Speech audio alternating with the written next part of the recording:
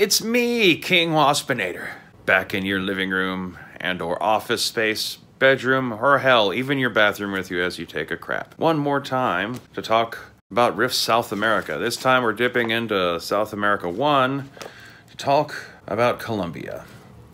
Low-key, it might be one of the most important of the nation-states of Rift's Earth of them all for South America in its terms of its long-term livability for humanity. It's the most known to North America in the setting of South America's various lands. The coalition and the Republic of Colombia have had contact with each other and do maintain communications. I believe I've seen references to there even being some minor amount of ambassadorial exchange and all that kind of good stuff. But they're, fairly apart from each other, so there's not much in the way of direct trade or any of that kind of stuff yet. However, because since the coalition navy does, control like most of the Texas coast and up to the Mississippi River, and that is all part of the same section of body of water, just right across the Gulf of Mexico and then across the Caribbean, and then bam, you're at the northern coast of South America. So, it's not exactly like it's terribly hard for either side to get word to the other, even if long-range radio communications aren't always practical on Rift's Earth, especially since at that range you need satellites, and satellites just aren't a thing anymore. The reason why Colombia, though, is like low-key, like in the long term, one of the more important nation-states in the setting is because of the presence of a vampire kingdom that's taken control of the Colombian Andes. Ironically, in Rift's Earth, most of Colombia is actually on top of where Venezuela currently sits. There's like a sliver of Colombia's northeast, and a good chunk of Colombia's southeast is part of the Republic of Colombia in this post-apocalyptic setting. But the bulk of its land is basically the entire western half of Venezuela. In Venezuela, everything from like the city of Bolivar east is now underwater. But from Ciudad Bolivar to the west, that's all part of this new Republic of Colombia. It's a combination of various survivors for the initial cataclysms hit by the impact of waves and tidal forces and ley lines erupting and earthquakes and all the normal stuff that comes along with having a global cataclysm. They've gathered together and managed to create yet another one of Rift's many somewhat militant, paranoid, xenophobic, human supremacist nations. Maybe forced by circumstances to be a bit more accepting of a few things than, say, the coalition is, and that might also in part be why the coalition is a little leery of being a buddy-buddy with them. The new German Republic, for instance, is probably more in line with their thinking generally when it comes to acceptance of DVs and the use of magic. However, they're not. Colombia is not quite as accepting and egalitarian as, say, the Sovietsky over in Eastern Europe and Western Russia. They've kind of sold themselves out as a society to have anti-monsters. Anti-monsters are like their signature, addition to the Rift setting. They're these guys. They're basically techno-wizard, full conversion Borgs that are made out of wizards who, they entirely lose their personality. It destroys their PPE. They can't, cast any of their magic or any of that kind of stuff. But in exchange, they're put in these super powerful bodies that are just designed to, rip supernatural creatures apart. And it's a good thing they have them because, as I say, there's this little tiny vampire kingdom that's in control of that little nub that's left of Panama and the northwestern and western side of Colombia, along the Colombian Andes. The whole thing's been turned to a desert for some mysterious reason, and that's because the vampire intelligence, Hakla, that controls the region, has partnered up with a demon god of weather, who, normally in most worlds, is a rain and fertility god. He's that because it's under threat of creating, long seasons of drought and all that kind of stuff. Well, the deal he's got with the vampire intelligence is to just entirely, wipe out, most of, the tropical life that's normally to be found. So, the entire Colombian Andes are entirely deforested and dry. The foothills have no forests or jungle. The little strip of flatlands that kind of skirt the Andes Mountains along the east, or the Colombian Andes along the east of their flanks, is also desert. So there's just kind of this hard, abrupt stopping point where you're traveling through tropical forest, and then bam, desert, mountain, and then the entire western face of Colombia is also all like just unnaturally desert. There's no like natural reason for that, aside from the fact that you have a weather god that's diverting weather patterns around the area. It hasn't gone on to certify the rest of Colombia itself because the demon god doesn't want to like attract the attention of other gods that exist in South America until the vampires have pacified Colombia.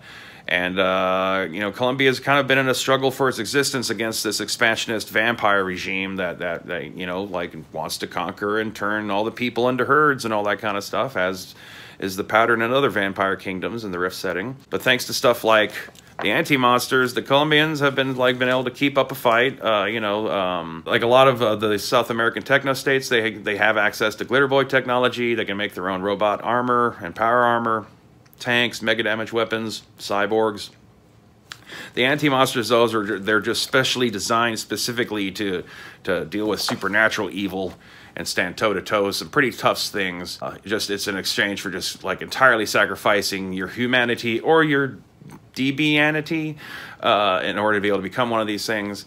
And as I say, Colombia's kind of had to sell out itself, at least as far as from like a coalition point of view, because in order to be able to maintain these things, well, they've had to give dwarves citizenship, and they've had to accept the practice of techno-wizardry to some degree, and as long as they keep needing to produce these guys, they're always going to have at least some amount of DBs being permitted citizenship, and there's some amount of magic is going to have to be permissible, and so that's always going to kind of put them like slightly more on the accepting of everyone kind of spectrum of your human supremacist fascist Rifts nations, but like I said, they're not quite as open-minded as the Rift Sovietsky. Their militant facing has kind of made them a bit more kind of dictator-esque than like the New German Republic, which still maintains a very like democratic kind of facing, obscuring like a lot of its decisions behind the corporate structure of Triax and all that kind of stuff. Because of Colombia's presence there at the top of South America and Haklaw's focus on them, it's kind of kept Haklaw from spreading his territory, and as long as Colombia keeps its shit together, it'll stay contained, just that little tiny corner. Because as long as the vampires don't take over the land, their weather god partner is not going to step in and do anything about that to expand the deserts yet.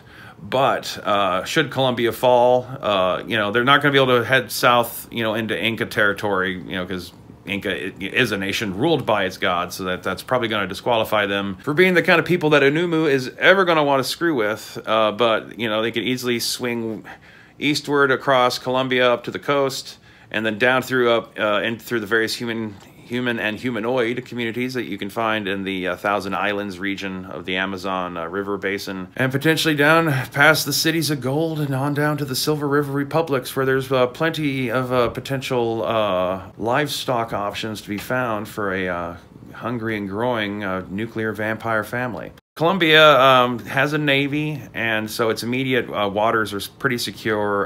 The northwestern channel of where like the new Super Amazon bleeds in to the Atlantic separates Colombia from Bahia. Bahia is its major neighbor. It's a chunk of the northern Brazil, and that's basically like the largest piece of land that's left in the immediate like downwash delta of the Super Amazon. The Amazon is not just larger entirely just because of the ocean level rise because of Atlantis, or like some like massive increase of rain or anything like that. There's a bunch of elemental gates to like elemental planes of water that are feeding into the Amazon now, so its output is like super ridiculous.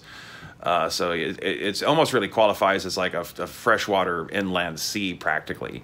And so like most of like northern Brazil and little countries along the coastline between Venezuela and the border of Brazil are pretty much all been washed away. And the largest of those like little chunks of land that have still remained is the land of Bahia. Practitioners of voodoo found their powers like innervated and enhanced when the ley lines occurred during the cataclysm, and for a variety of cultural reasons, it was just kind of natural for survivors to look to them for protection, so they kind of just naturally became the rulers of Bahia.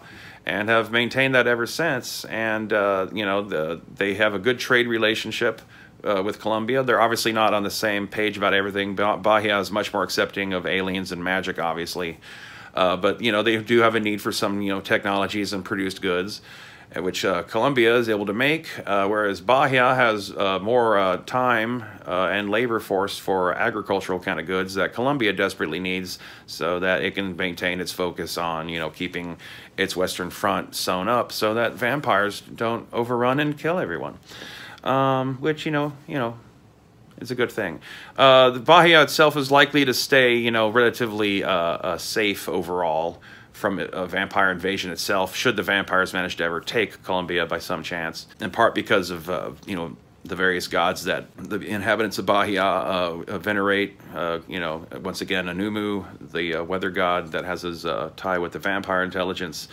He is not interested in getting on the bad side of other gods directly in their territories. So if the vampires cannot pacify the population, he's not going to come in and start doing any of his kind of weather tricks. And, you know, Bahia has, like, you know, direct ties through, you know, various, you know, priestly type organizations to some powerful spirits. Because they're, you know, a magic practicing nation themselves, that kind of gives them a bit of a more of an edge against a vampire invasion than the techno nations actually have, because it's all great that you have lasers and all that kind of stuff, but you need an odd combination of things to take out vampires and rifts, and laser cannons are not one of them. In the distant future of 1999, Amazon time barbarians fight to liberate the women of North America against vast armies of trolls and chads under the control of the Rogan Joe. This original tabletop role-playing game is thick with 2 C's. Available now on Amazon.com and DriveThru RPG. The next largest island that's in the mouth of the Amazon is Maga Island, ironically named since it's got a bunch of tree-hugging jungle elf hippies living on it, which, you know, I can't help but wonder if, you know, the people making Avatar were aware that they were ripping off the jungle elves from South America so heavily with those movies, because down to their origins, the way they act as, you know, peaceful biomancers who, like, live in tune with nature, and they worship trees, and their leaders are memory trees and wisdom trees. Yeah, it's definitely Avatar on riffs there with the jungle elves. They're also a common race across most of the eastern side of South America, but Maga Island is their center point. You know, it's allies with Bahia, but it's much more that kind of retro primitive type magic society where it's actually really sophisticated, but you wouldn't know it to look at it because they seemingly don't have buildings as we know them on the surface. They'll build stuff like under roots and stuff and keep it hidden, and they have their type of bio magic, you know, allows them to, like, reshape plants and animals to do things. They're real similar to the Lemurians in many ways, except kind of slightly on the wrong side of the continent to really be able to, like, maintain, like, regular kind of contact or treaties with Lemurians as they emerge more into the setting. And you know, the rest of the Amazon River and the smaller islands, like, a lot of them are just abandoned patches of wilderness, but some of them are also been turned into pirate havens. Like 2 of the bigger ones that are named are, there's Kairang's land, which is ruled by a type of demon called a Rathos, which comes from wormwood. There's another island that's kind of like demonically themed pirates called a Nightmare Island that's ruled by a dude named Karkan, who's a shifter from another dimension who's slowly turning into a demonic entity. If you were to bring Minion War stuff into South America, I feel Karkan's like a good candidate as somebody who'd be like someone who would sign on with the demon side of the war, try to, like, you know, get himself a little position of power, something like that. There's also a major Splugorth port there called Slaver's Port. Original name, I know. Guess what they sell there and trade there? Obviously, wheat and rice. You know, like, you consider that, you know, it's kind of like a home base for these people. You know, traveling in and out of the Amazon doesn't mean you're going to be being hit by pirates constantly. That's where they go home to put up their boots. But most of them, you know, will actually range quite a good distance away from South America. Bahia is also kind of technically a pirate island, except they'll send their pirate ships off into the Pacific, kind of, you know, going past their Colombian allies for safe passage through their waters until they get across, you know, the island strip that used to be the Panama Isthmus, so they can go out and hit whatever targets they have out there in the Pacific that the Bahia pirates would be trying to strike at. The southern half of Brazil is a bit more intact. Whatever kind of continental plate breakage that has occurred in the main body of South America isn't quite as bad there, although something has caused like some sort of crack to have formed so that a chunk of the Amazon veers and goes entirely southward down towards the Silver River republics, kind of almost creating an island out of the eastern wedge of the continent, albeit like it's just a river. It's not like it's a full oceanic trench or anything, or a break in the continental plate. So it's still all the same continent. Within that little wedge is where you find New Dracona, which is a city founded by dragons and lizard men from Atlantis, who are followers of the Church of Dragonwhite, and they've named their new land Lagarto. It's ruled by a dragon behind the scenes named Malistrith, who has a puppet lizard man king named Sleet. And they're, of course, you know, serve Stifenfall and the Cult of the Dragonwhite back in Atlantis. They're becoming Atlantis's primary, you know, front operation on the South American continent, even though they're, you know, like a second stage puppet vassal kind of state. It's not like it's being openly run by this Blue-Gorth like Slaver's Port or Gorth over on the other side of the Atlantic on the African coast. It's still nominally, you know, a kingdom of dragons and lizard peoples of all different sorts, and it's, you know, been building up its technology and rattling its sabers about going to war for a long time. The implication is it was probably going to try to, you know, invade Maga Island since it's right next door to it. But apparently, according to the information in the Rift's Aftermath book, well, updating the setting for the year 109, Malistrith has ordered his forces to attack and try to conquer the cities of gold. The cities of gold are scattered out there in the jungle areas of southern Brazil. There's 3 of them. They're mysterious, isolationist kind of colonies. Each has their own very individual vibe. Cebola is the closest to Lagarto. Cebola is an interdimensional market run by a being called Enix, who's a creature called a soul worm, which, you know, like, it's a wannabe Splincrith running a city that's basically a wannabe Splin. Cebolo already was a trans-dimensional market that existed in a pocket dimension that has been merged onto Rift's Earth since the coming of the Cataclysm and the awakening of the ley lines and all that kind of stuff. It's kind of like an out-of-the-way, lesser market than Splincrith or Phase World. It deals in more illicit goods. In some ways more approachable for characters, though, as a trans-dimensional market to visit on Earth, where you're not as likely to be, you know, snapped up or enslaved by something demonic and terrifying from beyond the known, as one would when traveling around the Splin dimensional market in Atlantis. Enix, he's got like this weird insect race called the Gatherers that do most of the basic labor. They got a bunch of robots. Several kinds of monster races live there.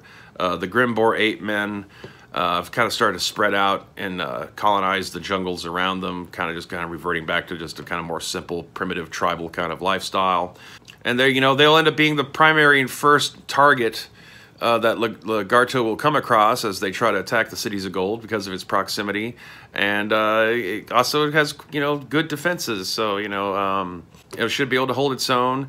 Because of its nature, the other 2 cities of gold are not likely to come to its aid, though. The next one on Lagarto's hit list would be Omagua. Omagua is a city that's the deepest position within the Amazon and the closest to the Amazon River. A bunch of feline mutants from the Project Achilles, when the Cataclysm happened and the, you know, all the mutant animals were being, you know, like gathered to create the Achilles Republic. A group of the felines were led by divine visions to abandon the Achilles colony and head off north into the jungles, where they were found by a city that was created for them by a trio of feline gods.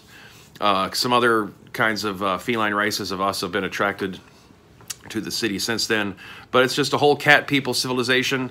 Arguably probably the most approachable as terms of the cities of golds, in terms of if you're going to have like a group of player characters from there. I mean, like Manoa is also a good candidate, but You don't have to get quite so deep in explaining all the backstory and lore of true Atlanteans to be able to get across Cat City, ruled by cat people gods. You know, there's also a fair amount of like were jaguars and all that other kind of stuff. There's a lion race called the Sekhmet. A few things here and there from the Rift's Africa book. The cat gods. There's like a jaguar Mundi or something like that, who's like a Central American cat god. There's Simba, who's a lion god from Africa, and there's Bast, feline goddess from Egypt. Manoa is the third of the cities of gold. It was a true Atlantean colony of the original Atlantis. This is not like a settlement of modern true Atlantean dimensional refugees. It was a city created by the original Atlantis before Atlantis first vanished from Earth 10,000 years ago.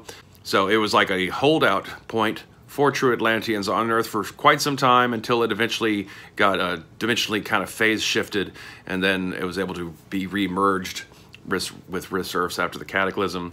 It's controlled by Clan Skelion. They have a bunch of Amazon warrior women living amongst them, as well as some like Brazilian jungle legendary of these weird headless tribe people. And they're closer probably actually really to the Silver River Republics in terms of proximity than they are to Lagarto or the Incas to the west. However, they're still very much, you know, like they're not trying to make alliances with the world or really be widely known. They're just kind of protecting their area. You know, they will come to the aid of Omagua when it falls under attack from Lagarto. They're prone to also becoming quite active if the Minion War, you know, erupts in South America and you decide to bring any of that kind of stuff in to your South American setting. 3, 2,